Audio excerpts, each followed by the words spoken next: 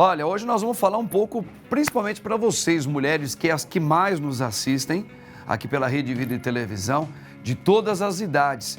E é um assunto super legal, a saúde de vocês, mulheres. Então agora nós vamos acompanhar um VT que nós preparamos com muito carinho para você, para a gente falar sobre assuntos importantíssimos. Dá uma olhadinha aí.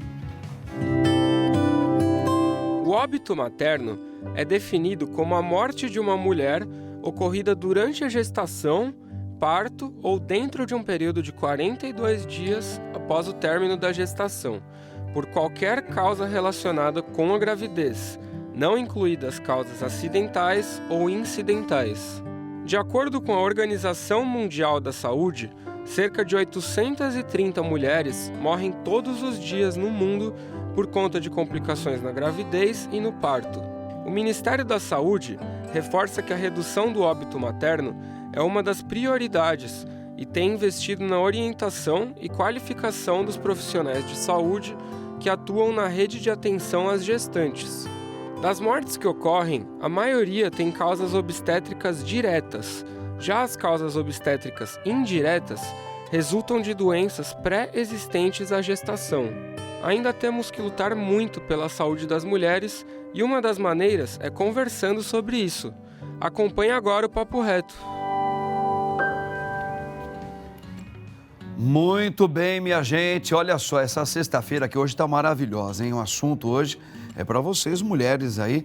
E eu, como um padre, um homem, filho também de uma mulher, eu quero muito contribuir aí, ouvindo e levando para minha mãe e para as pessoas próximas a mim. Por isso, eu tenho a alegria de ter aqui duas grandes profissionais que, olha, gente, tem experiência, cada uma delas, na sua área, na medicina, que vai agora abordar junto comigo assuntos que interessam a você. Por exemplo, eu tenho aqui a minha, bem pertinho do padre aqui, a nossa querida Renata Saad, que é cirurgiã ginecológica e médica formada há 30 anos já. Olha só, gente, que coisa bacana. Renata, doutora Renata, muito boa tarde. Boa tarde, padre. Seja muito bem-vinda aqui na nossa casa, né, aqui na Rede Vida e Televisão. Você é muito bem-vinda, viu? Muito obrigada. Vamos precisar muito das suas informações aqui. E juntamente com a doutora Renata, nós temos a doutora Ana Luísa Vilela, que ela é endocrinologista há mais de 15 anos. Ela é formada em medicina. Doutora Ana Luísa, muito boa tarde, minha querida. Ai, muito obrigada. Seja muito bem-vinda também aqui. Muito obrigada. Estar aqui é um prazer. E ainda mais falando de um assunto tão importante, né? Que é a saúde da mulher e Isso.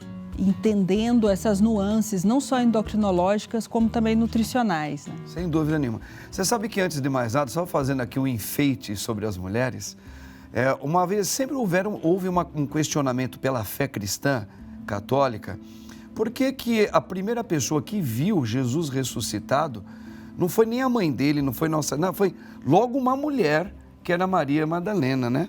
Você sabe o motivo? Por qual motivo que... Não?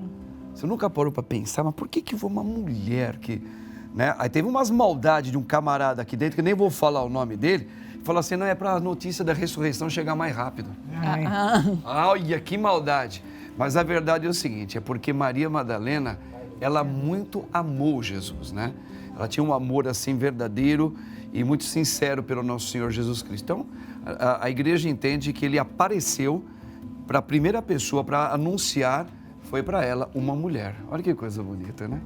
Vocês mulheres são espetaculares. Eu sou apaixonada por mulheres, né? Eu sou casada com um homem, mas sou apaixonada por mulheres. Que bonito, tá vendo? Isso é muito bacana a gente ouvir esses relatos, né? Isso é bacana.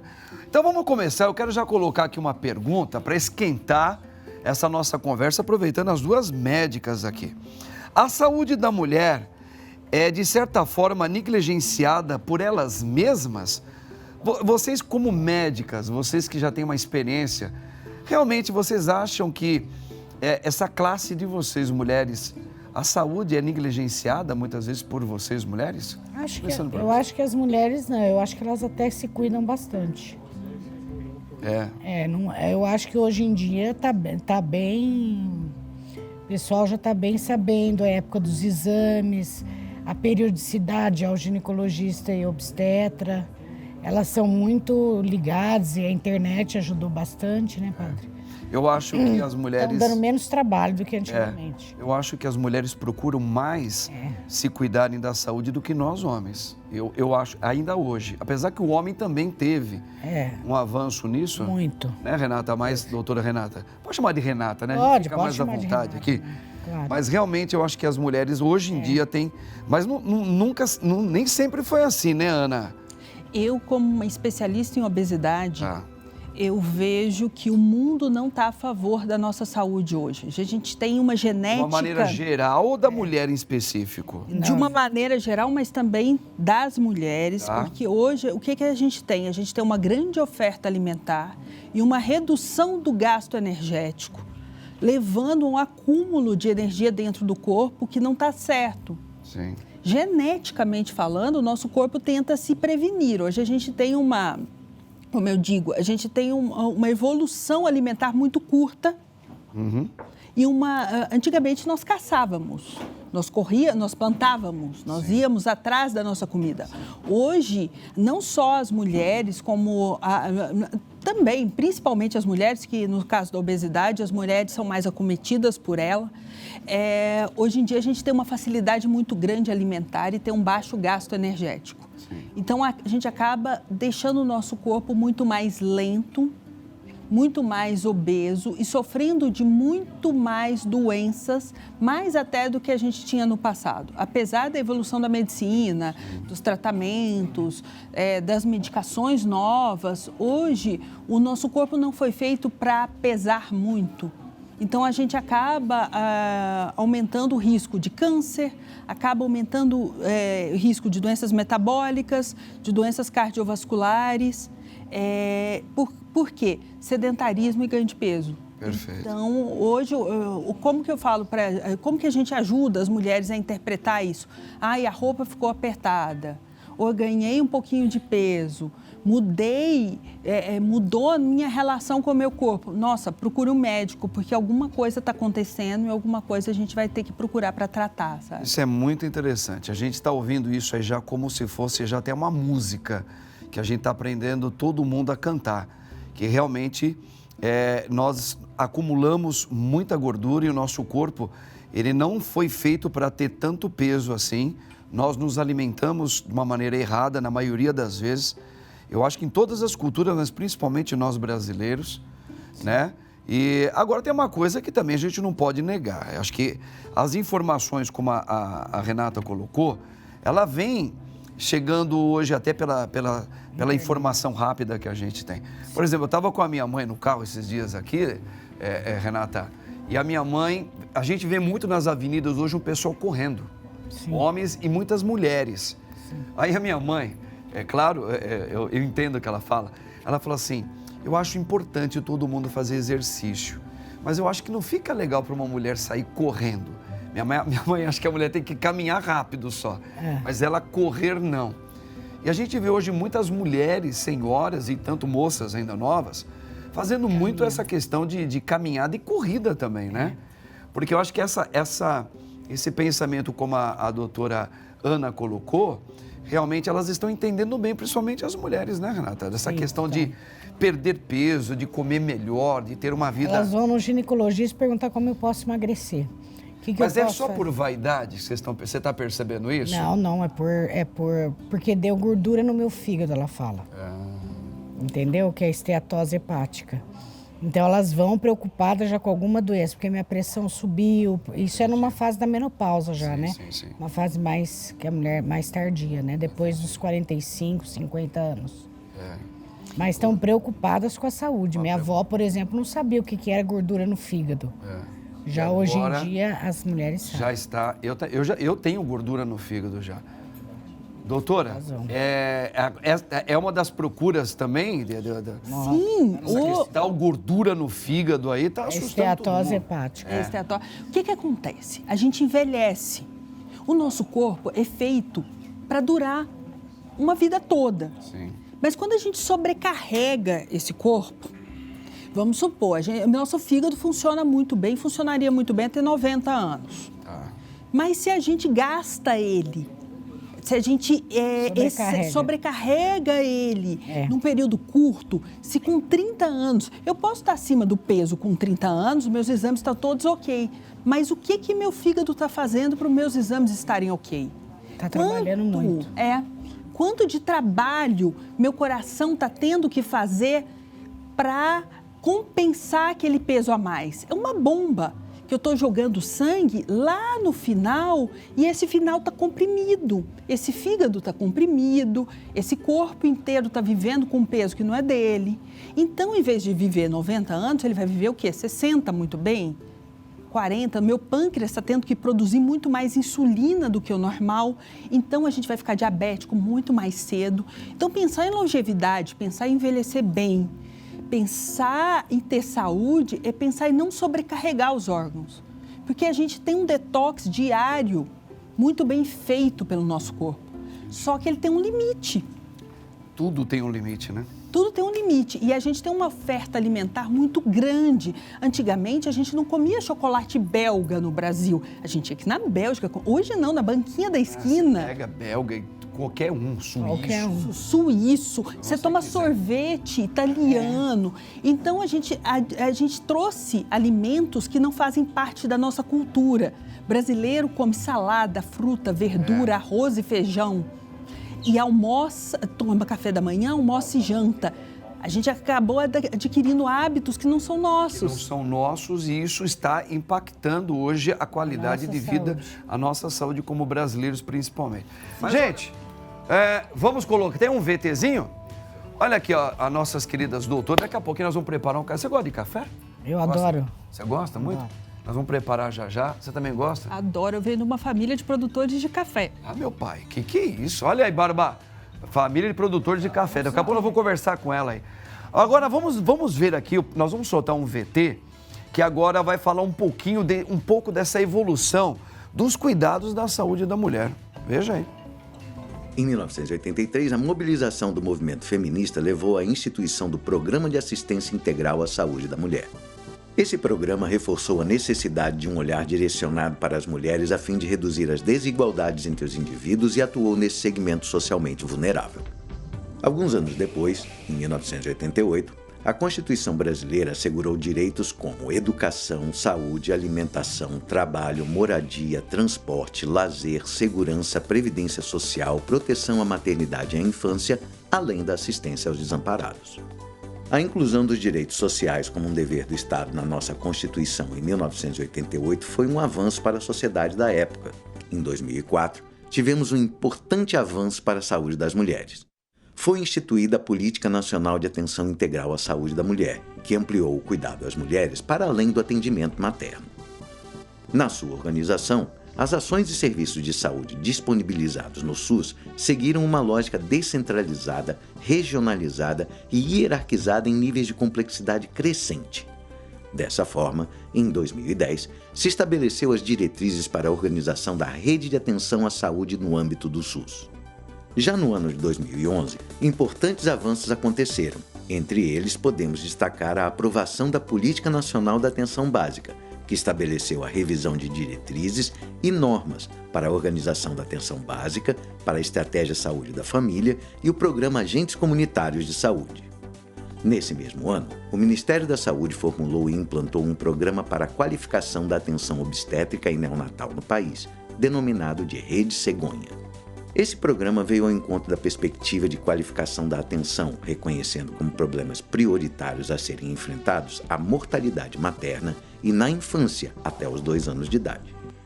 A Rede Cegonha alocou uma parcela relevante dos recursos na priorização da atenção ao período reprodutivo, visando qualificar a atenção a planejamento reprodutivo, gestação, partos e nascimento, pós-parto e os primeiros 2 anos de vida, privilegiando a saúde das mulheres e o atendimento integral à criança a partir de seu nascimento.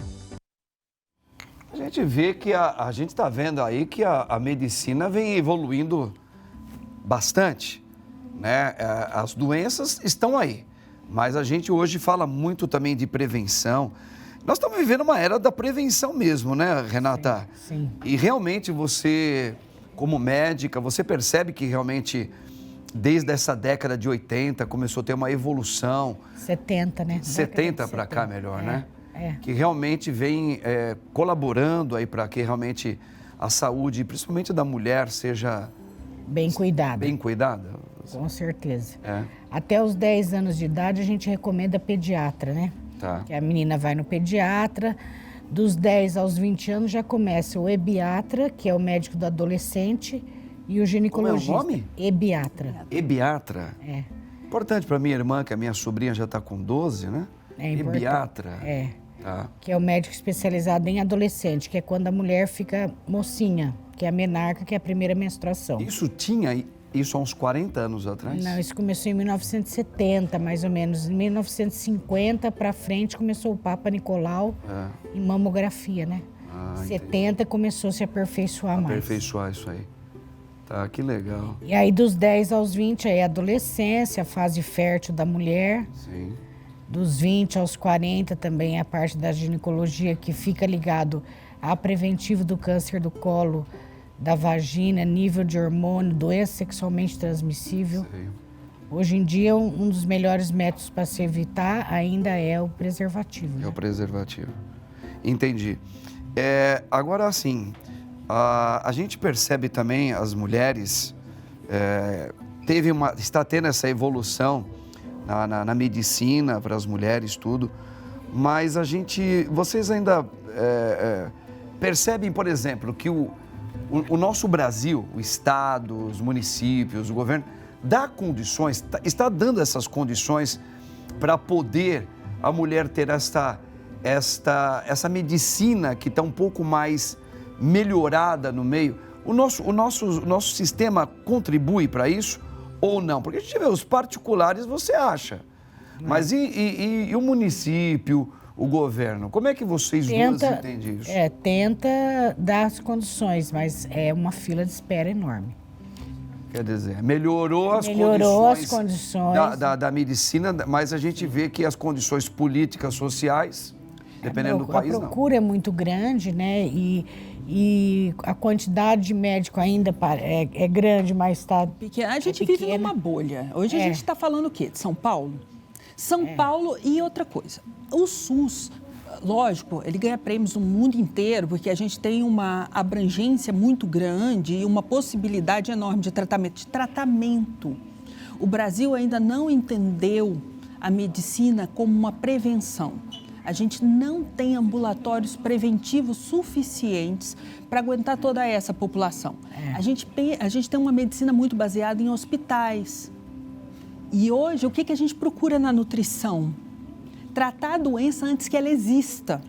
Fazer uma medicina preventiva, né? Entender o corpo Fica mais como barato. uma máquina, né? Fica mais como uma barato máquina preventiva do que curativa. Comer bem e estar de acordo com o nosso corpo, fazer todos os preventivos e entender como o nosso corpo funciona é fundamental para que essa roda gire. Para que a gente tenha espaço para tratar os doentes que realmente precisam daquele espaço hospitalar. Perfeito. Tanto é verdade que hoje, como existe uma facilitação para você comprar um carro zero. E hoje você estuda até a condição do carro que você vai comprar e aquilo que você pode ou não usar no carro, o que ele vai te proporcionar e os cuidados que você tem que ter com ele. Então ele tem todo um mapa que já fala sobre a vida daquele carro. E sobre o ser humano, os hospitais, eles não dão não dá essa parceria de você fazer uma prevenção daquilo que você poderá ter como doença e para te prevenir, falar, não vai para cá, não vai para lá, evita isso. Então, realmente é isso que você está falando, né, doutor? Mas eu acho que tá evoluindo muito. Está evoluindo, mas ainda... Está evoluindo, mas bem devagarinho, mas está evoluindo. Esse ano nós tivemos uns dados muito preocupantes. Por exemplo, se a gente descobre uma hipertensão, 80% dessa população recebe medicamento e se trata. Se a gente descobre um aumento do colesterol, também por volta de 85% dessa população se trata. Se você descobre uma obesidade, que é uma doença primária, que a gente nem considera hoje doença ainda, que a nossa briga maior é essa, encarar a obesidade como uma doença. Uma doença. Tá. Se a gente escolhe, 30% dessa população recebe tratamento. É. Então, olha só o gap. Você não pode procurar um nutrólogo no SUS, né? Não existe nutrólogo. Não Então, existe. O papel da prevenção nesses casos, o papel de uma boa alimentação da escola, o papel de entender essa alimentação como uma prevenção, não só o alimento, mas o remédio, não só como um problema, como uma via ruim, mas como uma via de saúde. É muito importante, é fundamental. Então, para quem está escutando aí hoje, eu acho que entender isso, se tiver alguém acima do peso em casa, alguém que você está achando que tem pode ter algum tipo de doença, se você tem uma história familiar pior, procurar sim um médico, procurar entender os processos para que essa prevenção aconteça, né? Para que você evite a doença em si.